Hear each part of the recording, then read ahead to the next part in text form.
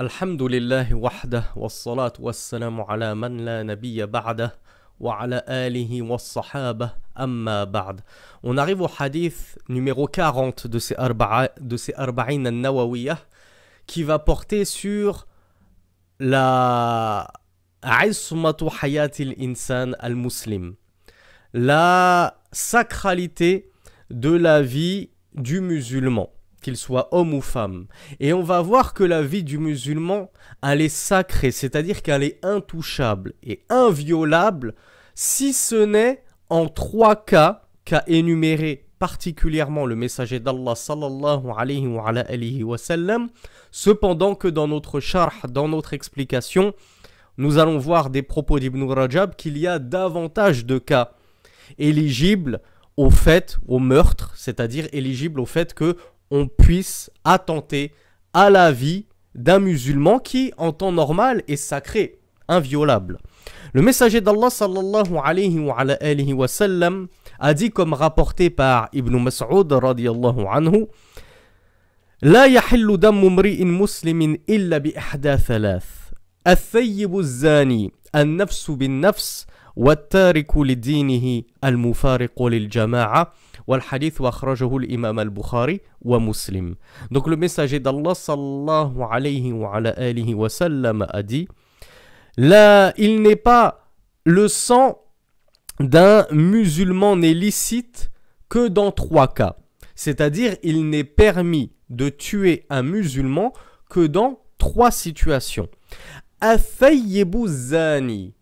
Al-Thayyib, c'est la personne qui soit est actuellement mariée, soit au moins a déjà été mariée.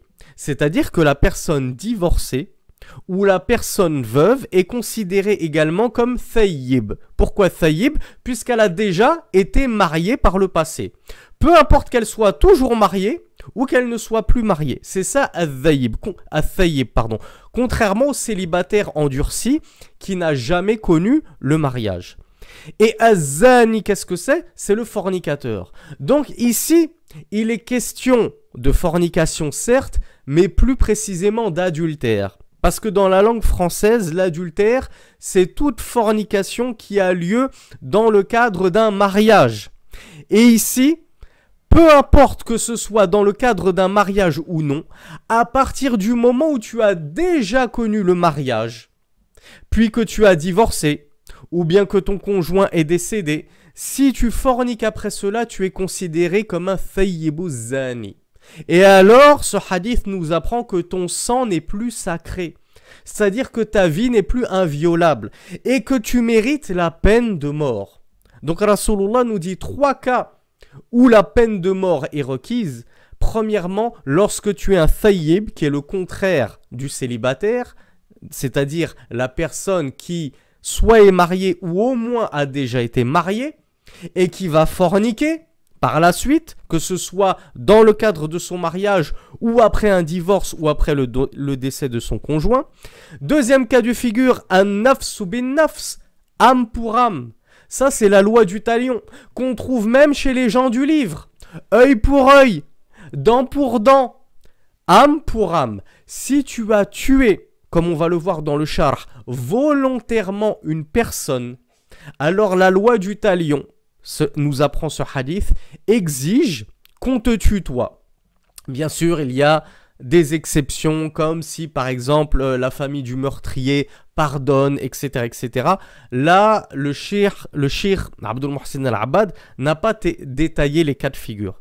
Il s'en est tenu au hadith, œil pour œil, dent pour dent, âme pour âme. Tu as tué une âme sacrée, on est en droit de réclamer ton meurtre, ta mise à mort. Troisième et dernier cas de figure énoncé par le messager d'Allah, c'est l'apostat, celui qui va délaisser sa religion. Et ce qui est voulu par là, c'est l'islam, la religion de l'islam, c'est-à-dire l'ex-musulman, l'apostat ex-musulman qui prétendait être musulman. Ensuite, c'est Allah qui se charge de ce qu'il avait réellement dans le cœur. Mais nous jugeons sur les apparences. En apparence, il prétendait musulman, on acceptait ça de lui. Puis, il nous annonce sa conversion au christianisme, au judaïsme, à l'athéisme, à ce que vous voulez. Eh bien celui-là, Rasulullah nous dit à partir du moment où il change de religion, il apostasie, il fait scission avec la Jama'a, avec le groupe des musulmans, et il sort de notre groupe, alors celui-là, son sang n'est plus sacré, il n'est plus inviolable, et sa mise à mort est requise.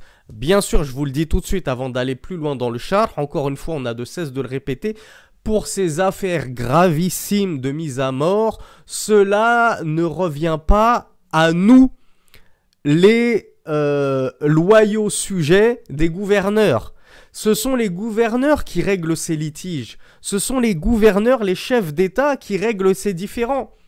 De la même façon que dans la loi française, par exemple, n'importe quelle loi européenne ou n'importe quelle loi occidentale, c'est pas toi qui te fais justice par toi-même. Lorsque tu es lésé, lorsque tu subis une injustice, qu'est-ce que tu fais? Tu vas aller casser la figure de ton voisin, il t'a crevé un pneu, tu vas aller lui crever son pneu. Il a squatté ta maison, tu vas aller squatter sa maison, etc. Non, quand tu subis une injustice, qu'est-ce que tu fais? Tu vas porter plainte au tribunal, tu vas à la police, etc. Donc tu vas bien porter ton litige aux autorités. C'est pareil dans l'islam. Tu as un souci, tu es victime d'une injustice, tu ne te rends pas justice par toi-même. Tu vas dans les tribunaux islamiques, tu portes ton affaire aux autorités. Et ensuite, ce sont les autorités qui vont appliquer les peines légales requises. Parce que eux savent et toi, tu ne sais pas. Toi, tu vas penser que la peine pour celui qui t'a volé un crayon, eh ben, c'est qu'on lui coupe la main. Alors, tu vas aller le voir dans son sommeil, tu vas lui couper la main. Tu seras, toi, auteur d'une immondice, d'un acte terrible, d'une grande injustice. Pire encore que l'injustice que lui t'a fait subir en te volant ton crayon. Pourquoi? Parce qu'il y a des cas de figure où on coupe la main, oui. Il y a des cas de figure où cela ne nécessite pas d'aller jusqu'à couper la main du voleur. Donc c'est aux autorités et aux personnes compétentes, en l'occurrence les juges, de régler ces affaires-là. Ces affaires desquelles il découle l'effusion de sang, la mise à mort d'individus. Donc c'est pas à nous de jouer avec ça, de prendre un couteau et celui-là il a apostasié, allez hop, je vais aller l'égorger, comme on fait certains, notamment parmi les khawarij insensés et ignorants.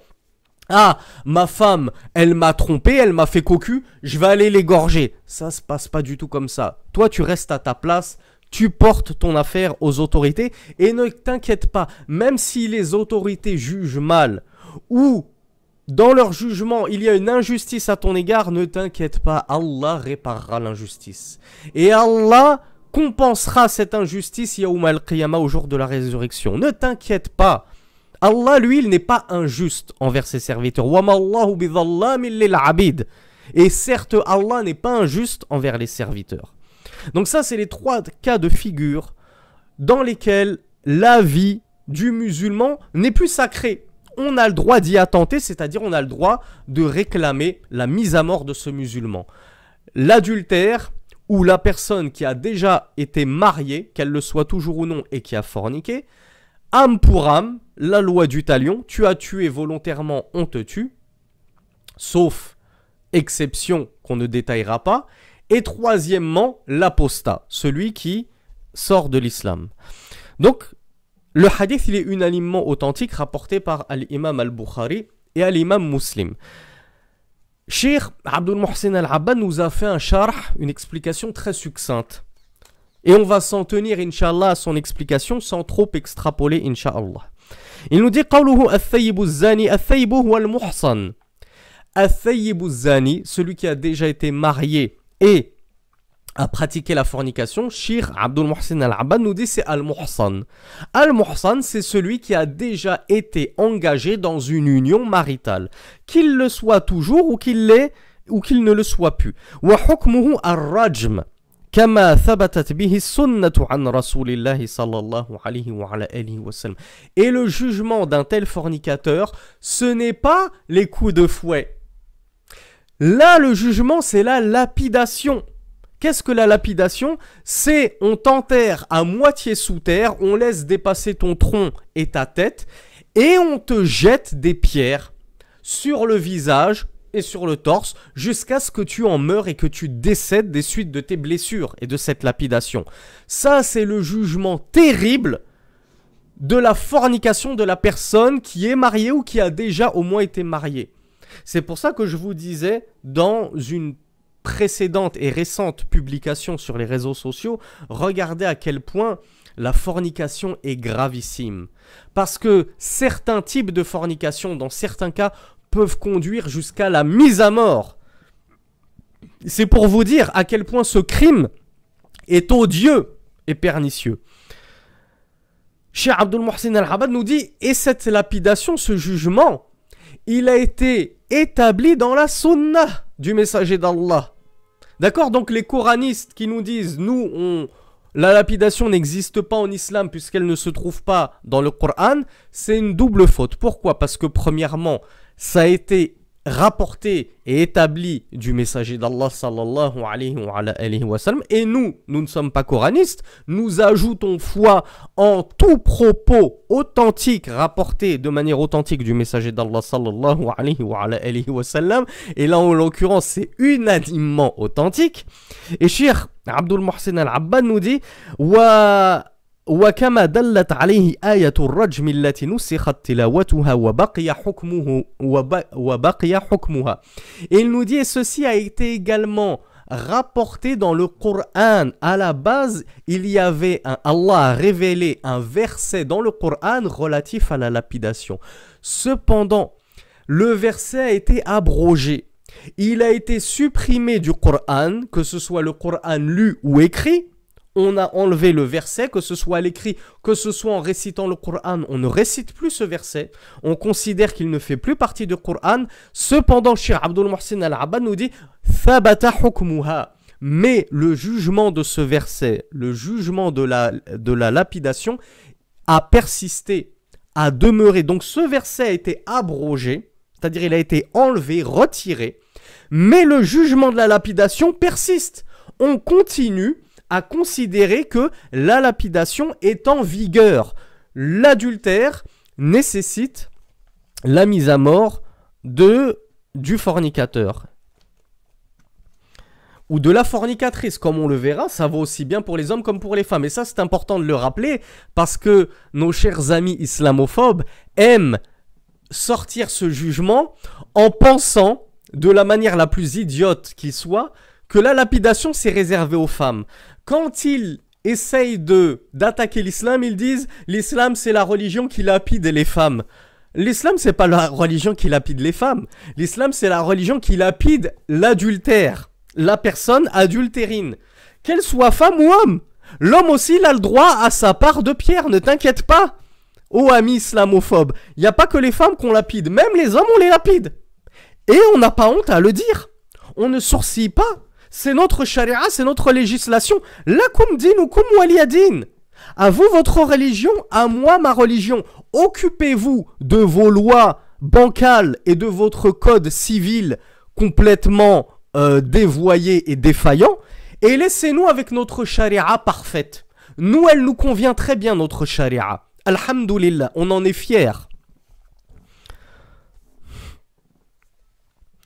Donc la lapidation vaut aussi bien pour les hommes que pour les femmes à partir du moment où c'est un homme ou une femme qui a déjà été marié et qui fornique suite à cela.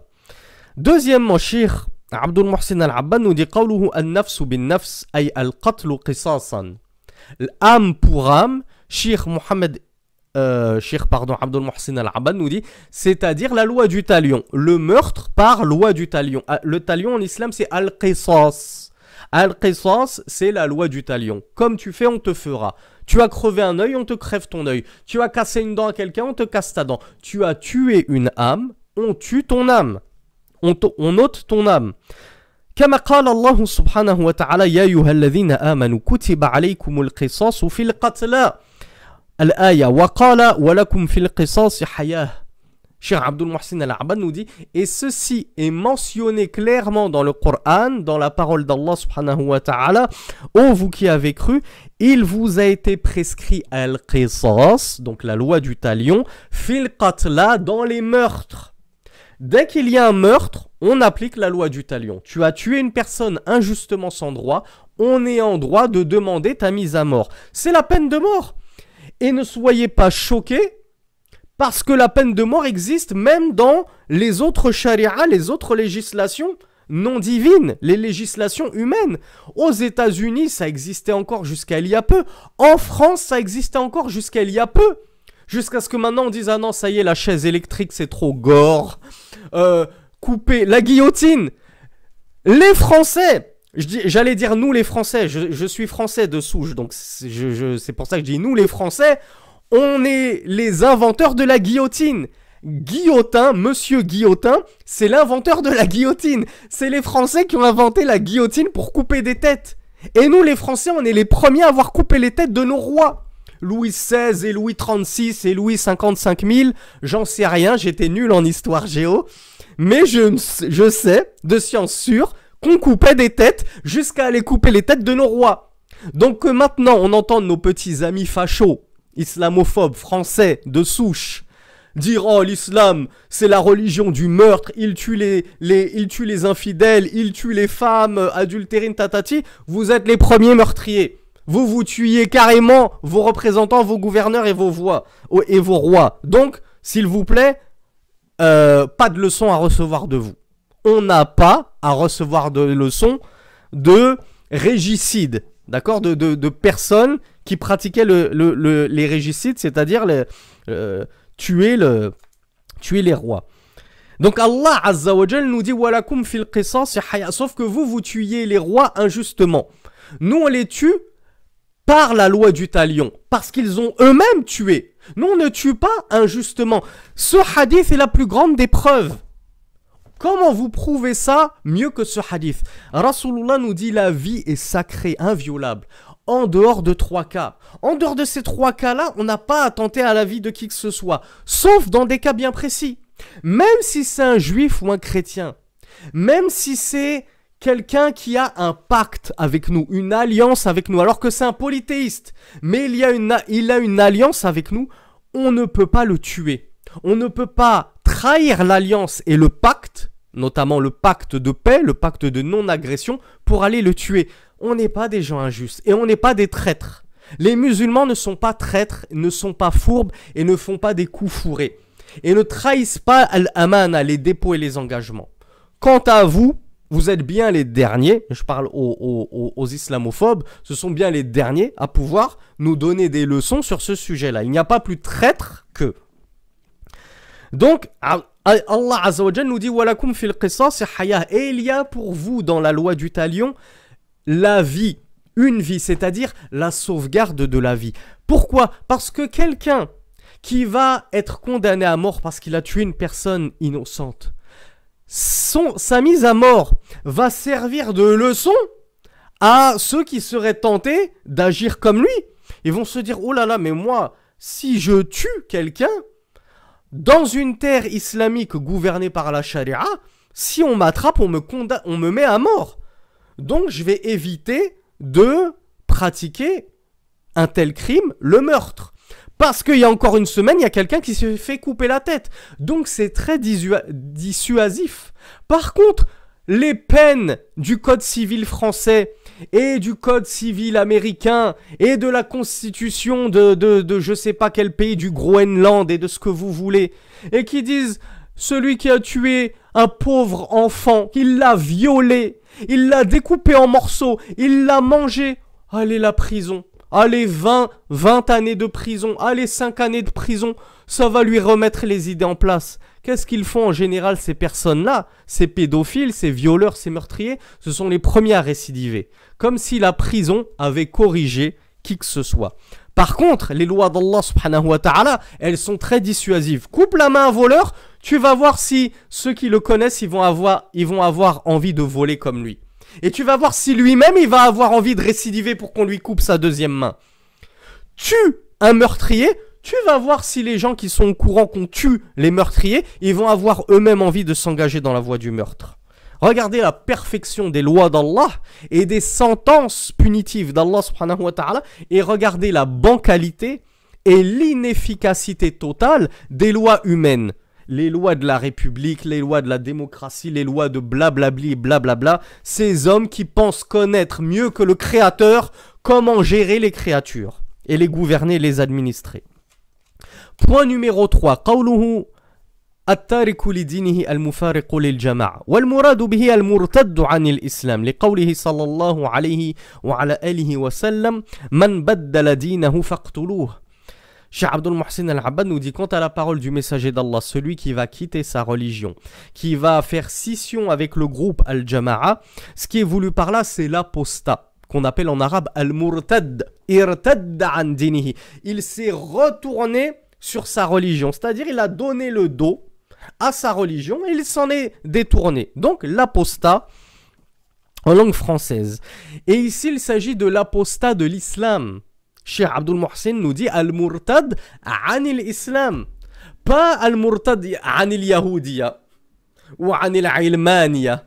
Quelqu'un qui va tourner le dos au judaïsme pour aller embrasser que ce soit l'islam ou le christianisme, alors on va pas parler de l'islam évidemment, pour aller embrasser par exemple le christianisme ou bien le laïcisme, l'athéisme, le bouddhisme, n'importe quoi. Est-ce qu'on doit le tuer? Non, ça ne nous regarde pas. Nous, on parle des apostats musulmans parce que ça nous regarde. Ils faisaient partie de notre communauté. Quant aux communautés exogènes à l'islam, qui ne faisaient pas partie de l'islam, un chrétien qui apostasie pour aller gagner le judaïsme ou pour se convertir au bouddhisme ou à ce que vous voulez, lui, c'est pas notre souci. Quand bien même il vivrait en terre d'islam, sous protectorat islamique, on ne le tue pas, cette personne. On ne le considère pas comme un apostat selon nos lois, au point qu'on doive le tuer. Il est apostat dans sa religion, mais c'est plus nos affaires. Nous, ce qui nous regarde, c'est les apostats de l'islam, qui ont abandonné l'islam. Et la deuxième preuve de cela que nous apporte Cheikh Abdul Mohsin Al-Abbad, c'est le hadith du messager d'Allah sallallahu alayhi wa sallam, quiconque change sa religion, tuez-le. Comme le rapporte l'imam al-Bukhari dans son authentique numéro 3017. Donc on voit ici, quiconque change de religion, tuez-le, il s'adresse à la Ummah Islamiyya, à la communauté de l'islam. Quiconque change sa religion islamique, tuez-le. Quand bien même, ce jugement-là fait grincer des dents certains vendus de la Ummah, justement, des pseudo-imams de France qui osent prétendre que ce jugement soit n'existe pas, soit n'existe plus et qu'il ne peut plus être appliqué de nos jours. Voire même, ils sont allés jusqu'à dire ceci est illogique. Il n'y a aucune logique à tuer un apostat, il n'y a aucune maslaha. Bah voyons, il n'y a aucune maslaha, il n'y a aucun bénéfice. Encore une fois, c'est dissuasif. Les musulmans qui voient que ceux qui ont envie d'aller batifoler du côté des adorateurs de la croix, ceux qui ont envie d'aller faire une petite visite du côté des adorateurs des rabbins, etc. Et qui pensent qu'on peut sortir de l'islam comme ça, comme bon on nous chante, comme si l'islam c'était un supermarché. J'y rentre pour prendre ce qui m'arrange, hein, j'épouse une petite maghrébine, ça m'arrange, et puis hop, j'apostasie. Oh non, moi la prière, la zakat, votre jeûne, ça m'intéresse pas. Allez hop, je sors de l'islam une fois que j'ai pris ce qui m'intéressait dans l'islam. Eh bien, lorsqu'on va condamner à mort ces gens-là, croyez-moi que les gens vont arrêter de jouer avec la religion. Et qui vont arrêter de faire semblant de se convertir pour profiter de la naïveté de nos sœurs ou autre que cela, de la naïveté de la communauté de manière plus générale.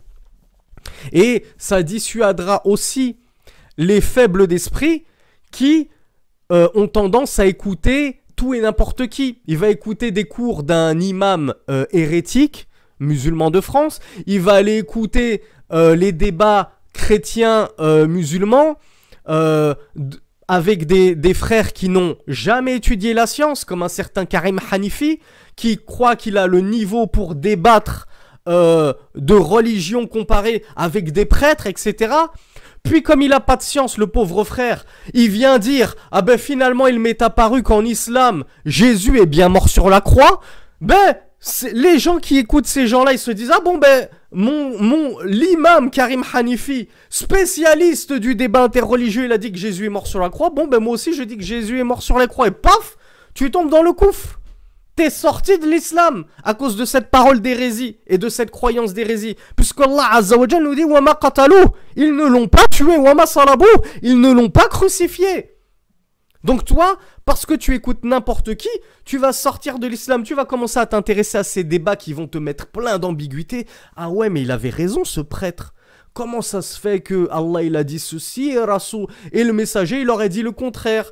Comment ça se fait que le messager il a dit ça? C'est pas logique. Comment ça se fait qu'ils disent que le soleil va se prosterner sous le trône d'Allah? Tout ça c'est pas logique. Et tu vas commencer à avoir des ambiguïtés et tu vas penser à apostasier, à te dire finalement l'islam elle a des failles. Il y a des choses bizarres dans l'islam, alors que l'islam est infaillible.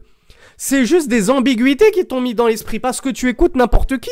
Si tu écoutais les vrais savants, si tu avais déjà la langue arabe pour écouter les vrais savants, tu verrais que les vrais savants nous ont déjà apporté les réponses à toutes ces ambiguïtés.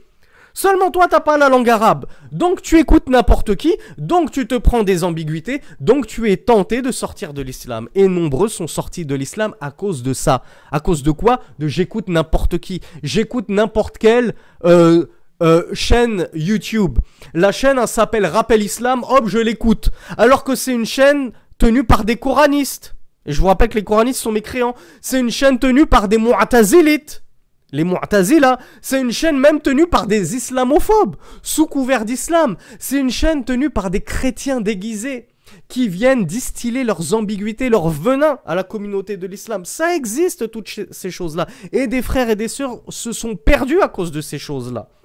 Donc voilà pourquoi ces lois divines punitives, ces châtiments exemplaires de mise à mort pour celui qui sort de l'islam, elles te dissuadent. Toi, quand tu vois que quelqu'un il a quitté l'islam et donc le wali ou l'amr, le chef des musulmans, a réquisitionné sa mise à mort et il est mort, tout ça parce qu'il a quitté l'islam, toi, tu vas y réfléchir à 2 fois avant d'aller écouter Karim Hanifi et toute la clique de pseudo-débatteurs de religion intercomparée.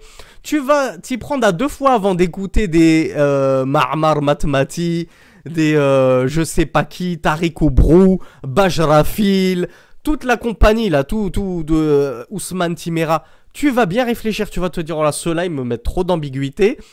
Et à cause d'eux, je songe à sortir de l'islam. Donc je vais plus les écouter, parce que j'ai pas envie qu'on me tue à cause d'eux.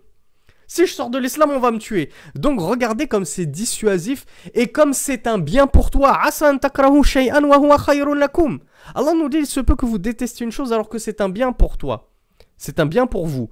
Toi, tu détestes le fait qu'on mette à mort les apostats, mais c'est un bien pour toi. Ça te permet d'éviter d'écouter n'importe qui, de prêter oreille à n'importe quoi, n'importe quel pseudo-argument qui, soi-disant, détruit l'islam, tatati tatata. Tu délaisses ces choses-là, tu restes dans ta religion et au moins tu meurs sur at-tawhid wal islam et tu iras au paradis. Pourquoi? Parce que Allah Azza wa Jal avait fait cette loi qui dit quiconque change sa religion, tuez-le. Donc grâce à cette loi dissuasive, Allah t'a permis de rester dans l'islam, tu n'en es pas sorti, tu vas au paradis. Si Allah n'avait pas fait cette loi, tu aurais été tenté de changer de religion, tu aurais changé de religion, tu serais mort sur le koufr, la mécréance, et ta place aurait été en enfer pour l'éternité. Donc regardez à quel point on a tendance, nous les simples d'esprit, nous les débutants, nous qui n'avons pas beaucoup de science, à nous dire « Oh, quand même l'islam c'est dur, l'islam c'est rigoriste, l'islam c'est une religion difficile, on n'a même pas le droit de sortir de l'islam. Ah, c'est pour ton bien, tu remercieras Allah plus tard. Au paradis, bi'idhnillah, tu remercieras Allah d'avoir fait ces lois-là, qui t'ont préservé, qui t'ont cloîtré dans un carcan de préservation de ta foi. Cheikh, enfin, Abdul Muhsin, nous dit ذكر الحافظ ابن رجب رحمة الله عليه قتل جماعة غير من ذكر في الحديث. Et Cheikh Abdul Muhsin al-Abbad nous dit que l'imam Ibn Rajab al-Hanbali, donc maintenant je pense que à ce niveau de la playlist, on n'a plus besoin d'à chaque fois vous rappeler qui est Ibn Rajab al-Hanbali et pourquoi Cheikh cite toujours ses propos. L'imam a évoqué d'autres cas de figure dans lesquels la peine de mort est requise. Hein, je vous l'ai dit en préambule, il n'y a pas que les 3 cas de figure qu'a narré le messager d'Allah, il y en a effectivement d'autres. Ibn Rajab al-Hanbali nous dit wahum al-qatlu fil liwat. Par exemple, il y a le meurtre lorsqu'il s'agit d'homosexualité. Les homosexuels qui ont consommé l'homosexualité, quelle est leur peine de mort? Oh, un petit séjour en prison 2 semaines, ça va leur remettre les idées en place. Oh, des petits coups de fouet dans le dos, ça va les calmer un peu, ça va calmer leurs ardeurs. Non, en islam, c'est la peine de mort. Tu es homosexuel, quand bien même tu serais refoulé, à partir du moment où tu passes à l'acte, c'est la peine de mort. C'est la peine de mort. Donc, regardez à quel point l'homosexualité est grave. Et on a maintenant une nouvelle génération de musulmans 3.1, les LGBT de la Oumma, des pseudo-imams homosexuels qui marient les homosexuels et qui disent, voilà, l'homosexualité n'est pas interdite en islam. Elle est tellement interdite et odieuse et abjecte et écœurante que il n'y a pas d'autre peine à l'homosexualité, à la pratique du coït homosexuel, si ce n'est la peine de mort. Et ça vaut pour les hommes comme pour les femmes. Ne vous dites pas c'est uniquement la sodomie entre hommes. Les lesbiennes aussi, si elles pratiquent l'acte sexuel, peine de mort. Waman ata dhata mahramin. Et quiconque va avoir commerce avec une mahram. C'est quoi le mahram? C'est les gens que tu n'as pas le droit d'épouser. Ta mère, ta sœur, ta fille, ta tante, paternelle ou maternelle, ta grand-mère, ta petite fille. Tu n'as pas le droit de les épouser, ces gens-là. Si tu as commerce avec l'une de ces filles, c'est la peine de mort. Il n'y a pas de on te châtie, on te coupe l'oreille, on te coupe l'organe génital. Non, c'est peine de mort directe. On plaisante pas avec ces choses-là.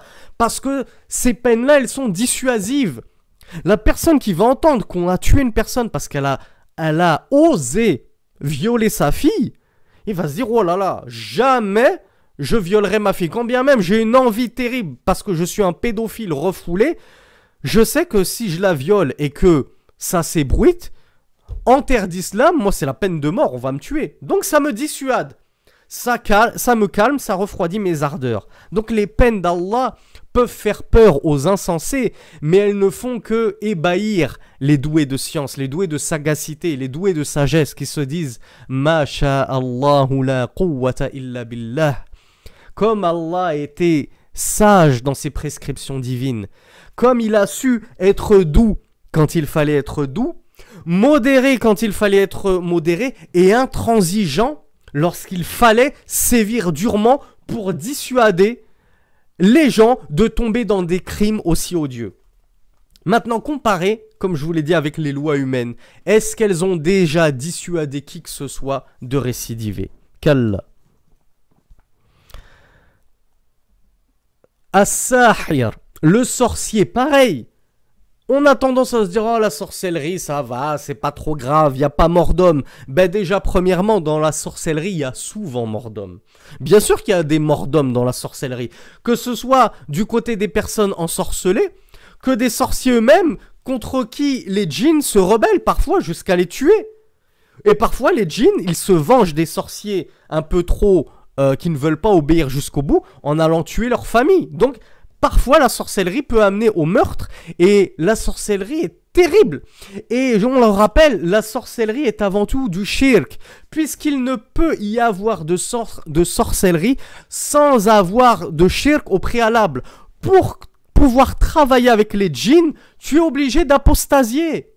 Tu es obligé d'associer Allah subhanahu wa ta'ala. Tu es obligé de mécroire. Les djinns n'accepteront pas de travailler, les démons n'accepteront pas de travailler pour toi tant que tu ne mécroiras pas et que tu seras un adepte du tawhid.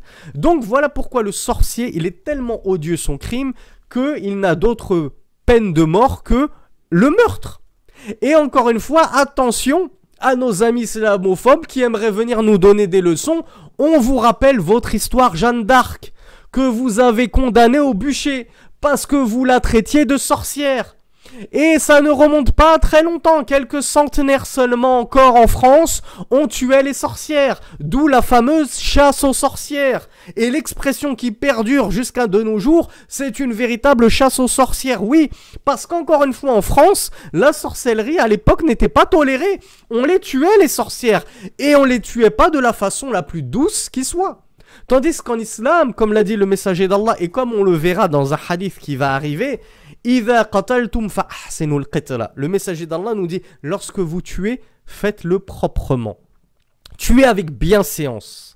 Ne faites pas souffrir inutilement la personne.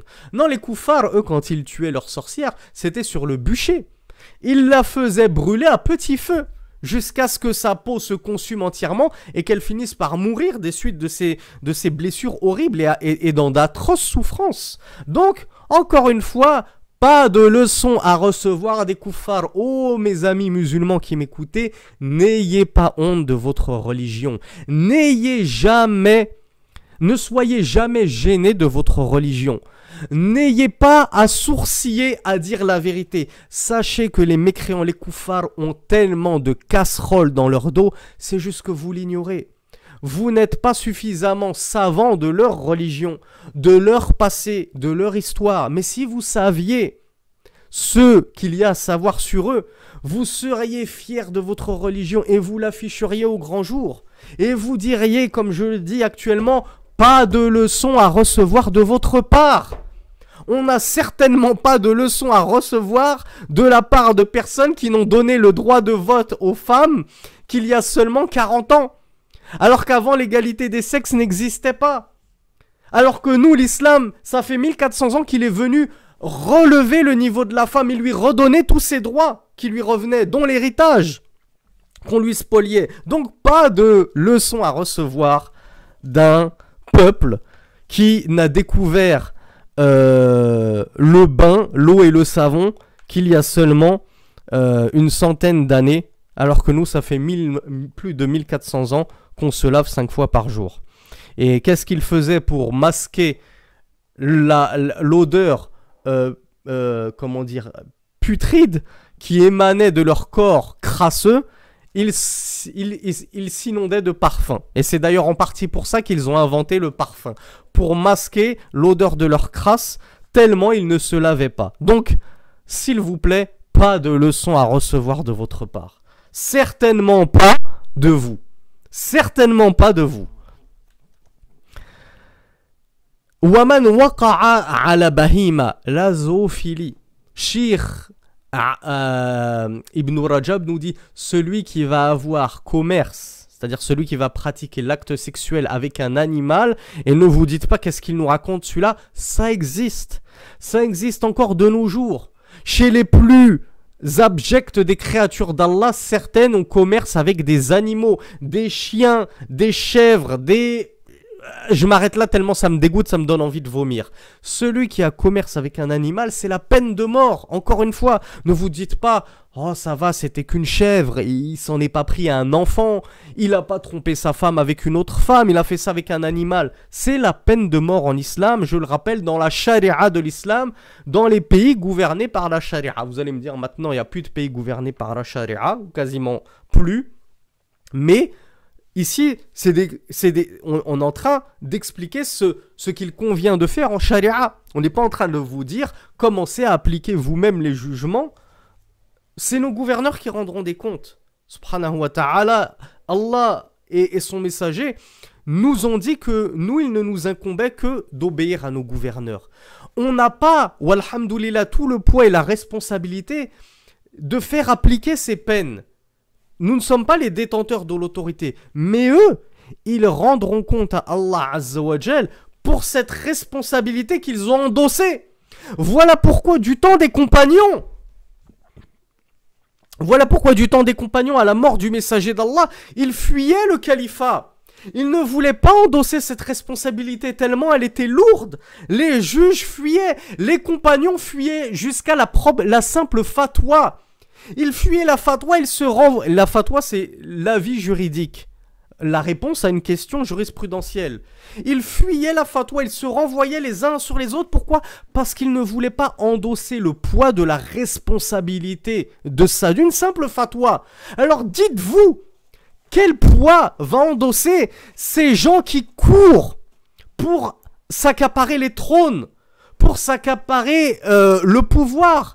Ils sont avides de pouvoir, mais ils oublient qu'ils auront de lourds comptes à rendre à Allah sur qu'est-ce qu'ils ont fait de ce pouvoir lorsqu'Allah les a investis du pouvoir et qu'il leur a donné le pouvoir, car c'est Allah qui donne le pouvoir à qui il veut et c'est Allah qui le reprend à qui il veut.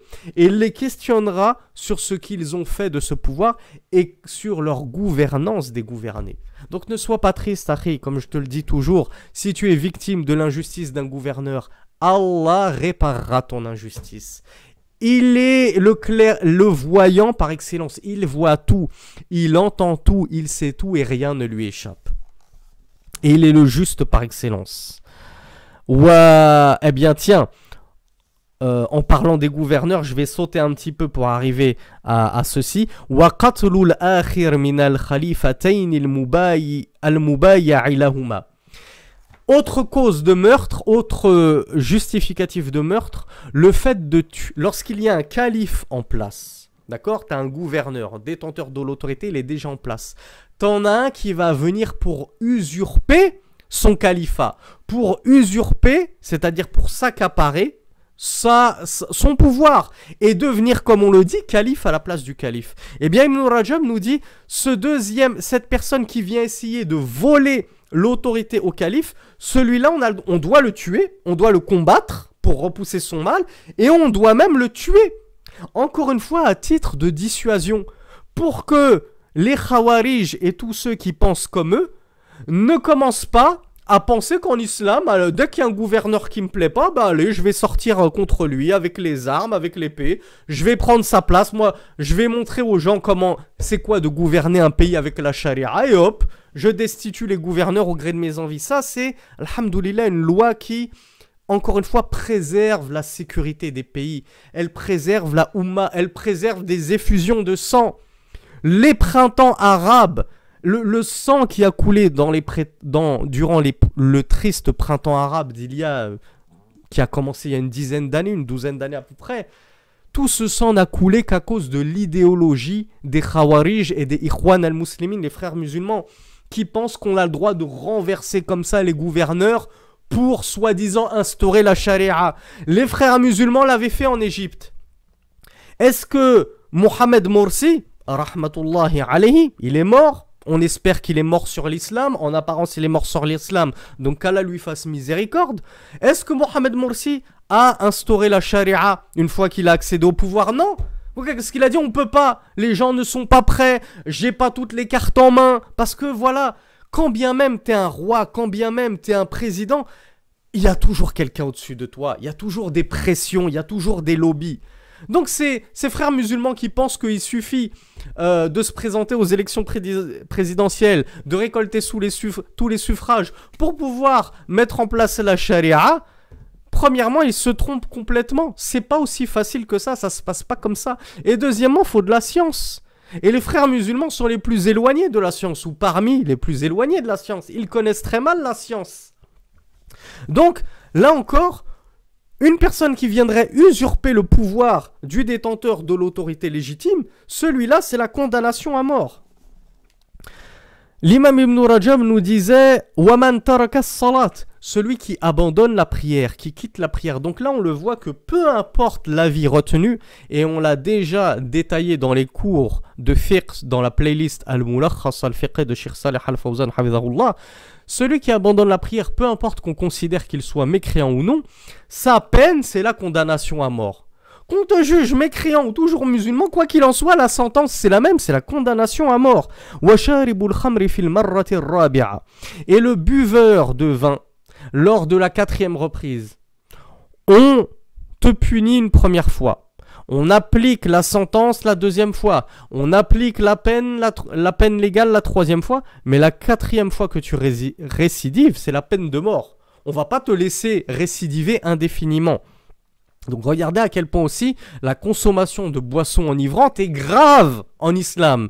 Et c'est incroyable de voir dans notre Ummah des gens qui se réclament de l'islam n'avoir aucune honte à picoler en public, à boire de la bière, du vin, à tenir des bars dans le plus grand des calmes.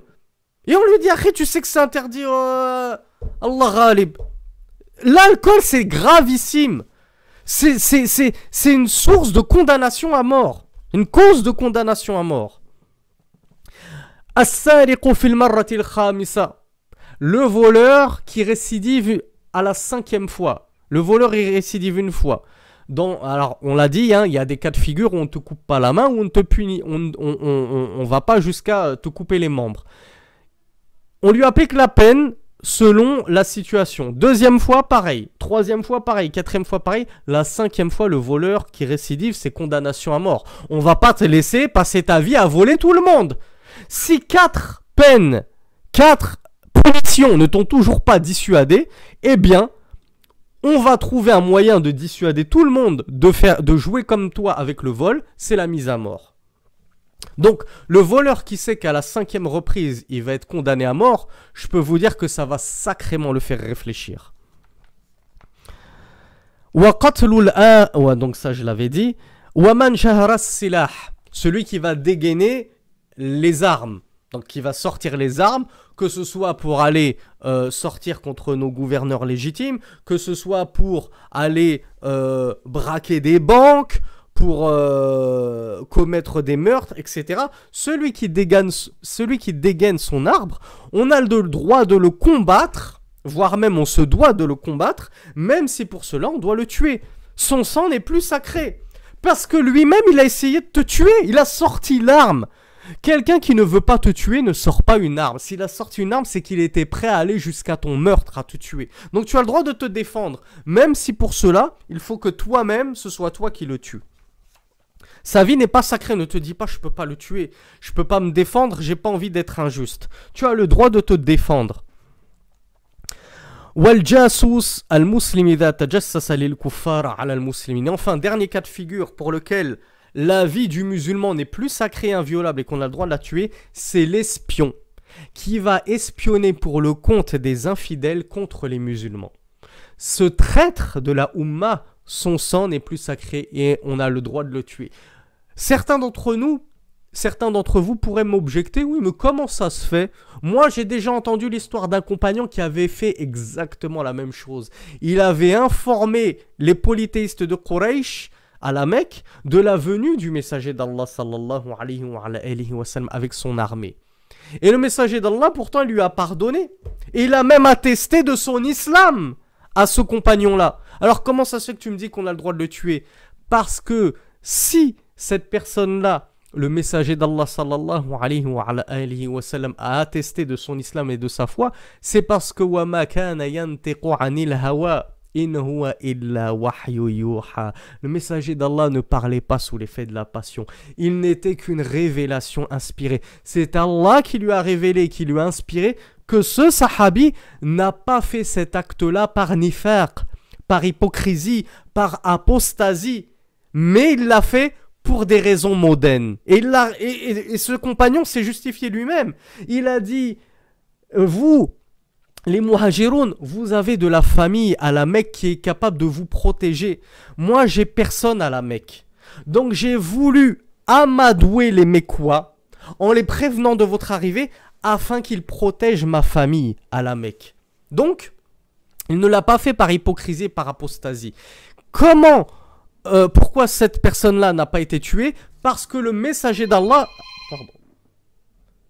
Parce que le messager d'Allah a été informé qu'il ne l'avait pas fait par hypocrisie. Maintenant, si le cas se reproduit, est-ce que le messager d'Allah sallallahu alayhi wa sallam est toujours parmi nous pour nous informer que telle personne qui ferait le même acte ne l'a pas fait par hypocrisie? Non, il n'est plus parmi nous. Est-ce que nous, on connaît le contenu des cœurs en dehors d'Allah? Non.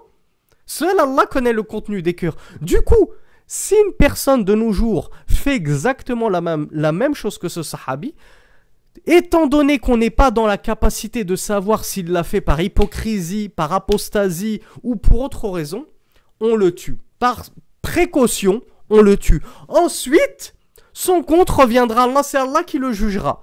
Allah sait s'il l'a fait par mécréance ou non. Allah le jugera, mais nous, on le juge selon les apparences et par précaution, condamnation à mort. On termine avec le récapitulatif de ce cours. Mimma yustafadu min al-hadith. Ismatu damil muslimi illa idha ata bi wahidatin min hadhihi thalath. Donc on insiste, depuis tout à l'heure on parle de tuer, mais ce qu'il faut surtout retenir du cours, c'est la préservation et la sacralité du sang d'un musulman ou d'une musulmane en toute situation. On n'a pas tué les gens, on n'a pas attenté à la vie de nos frères et sœurs, sauf dans ces 3 cas de figure qu'a énoncé le messager d'Allah, sallallahu alayhi wa sallam, et également les quelques cas de figure qu'a rajouté Ibn Rajab, rahmatullahi alayhi. Deuxièmement, anna hukm az-zani al-muhsan al-qatl rajman bil-hijara. Le jugement du fornicateur qui a déjà été engagé dans une union maritale, c'est la lapidation par jet de pierre. La lapidation, c'est ça, je vous l'expliquais, c'est le jet de pierre. Donc c'est sa mise à mort par lapidation. Je ne sais pas si je l'ai dit en introduction, mais vous pourriez me demander, et quel est donc le jugement du fornicateur célibataire qui lui n'a jamais été marié, puisque tu nous as dit que c'était pas le même cas de figure. Eh bien Allah Azza wa Jal nous le dit. Az-zaniyatu waz-zani fajlidu kulla wahidin minhuma mi'ata jalda. Allah Azza wa Jal nous dit, encore une fois, la fornicatrice et le fornicateur. On ne s'acharne pas sur les femmes, c'est faux. Les deux, l'homme et la femme, sont au même pied d'égalité dans ce jugement, en l'occurrence. La zina, la fornication. La fornicatrice et le fornicateur, fouettez chacun des deux de 100 coups de fouet, nous dit Allah Azza wa Jal dans Sourate La Lumière An-Nur. Je ne me souviens plus du numéro du verset. Et plus que cela, on apprend également que il faut expulser le fornicateur de sa région pendant 1 année. C'est-à-dire on le chasse comme un malpropre, et tu ne reviendras parmi nous qu'au bout d'1 an. 1 an où tu vas errer en dehors de ta patrie. Donc ça, c'est la double peine pour le fornicateur qui n'a jamais été marié. Certes, on ne le met pas à mort, il est différent de la personne qui a forniqué alors qu'il a déjà été marié, mais la peine, elle est toutefois grave, 100 coups de fouet dans ton dos, et Allah Azza wa Jal nous dit, et que nous vous prenne pas le ra'fa, c'est-à-dire que la clémence ne vous prenne pas à leur égard. Non, allez-y franchement. Ça va les marquer, ça va les faire saigner, mais au moins ça va les dissuader de recommencer, et ça va dissuader tous ceux qui vont assister à la scène de tomber dans le même péché. Et on les expulse, deuxième punition, on les expulse pendant 1 année entière. Troisièmement, qatlul qatil amdan qisasan idha tawaffarat shurut al-qisas. Donc Cheikh Abdul Muhsin Al-Abbad nous dit, la troisième chose qu'on retient de ce hadith, c'est qu'on doit tuer le meurtrier. Il nous dit amdan, volontaire, quelqu'un qui a tué volontairement. Quelqu'un qui a tué involontairement une personne. C'est quelqu'un qui conduit sa voiture prudemment, il dépasse pas les limites de vitesse. Il y a une personne qui lui grille la priorité. Accident de voiture, il a tué cette personne, mais il l'a fait involontairement. C'est pas de sa faute. C'est limite l'autre personne qui s'est, entre guillemets, suicidée en ne respectant pas le code de la route. Eh bien, une personne qui a tué une autre personne involontairement, lui, on ne la met pas à mort. C'est pas la condamnation à mort. Donc, vous voyez à quel point l'islam est parfait et chaque situation a sa règle qui lui convient, son jugement adapté. Donc Cheikh Fawzan nous dit, on applique la loi du talion pour le meurtrier qui a tué volontairement une âme lorsque les conditions de la loi du talion sont réunies. Et enfin, dernière chose qu'on apprend dans ce cours, qatlul murtad an din l'islam sawa'un kana dhakaran aw untha. Le meurtre de l'apostat de la religion de l'islam, c'est pas n'importe quel apostat, c'est ceux qui sortent de l'islam. Que ce soit, nous précise Cheikh Abdul Muhsin Al-Abbad, un homme ou une femme. Encore une fois, l'islam, c'est pas une religion misogyne qui tape sur les femmes uniquement. Non, les hommes aussi, on leur tape sur la tête. À coups de jet de pierre, comme on l'a vu dans la lapidation. Et ici, l'apostat, que ce soit une ex-sœur qui est désertée l'islam ou un ex-frère qui a déserté l'islam, c'est la condamnation à mort. هذا والله أعلم وصل اللهم على نبينا محمد سبحانك اللهم وبحمدك أشهد أن لا إله إلا أنت أستغفرك وأتوب إليك وآخر دعوانا أن الحمد لله رب العالمين.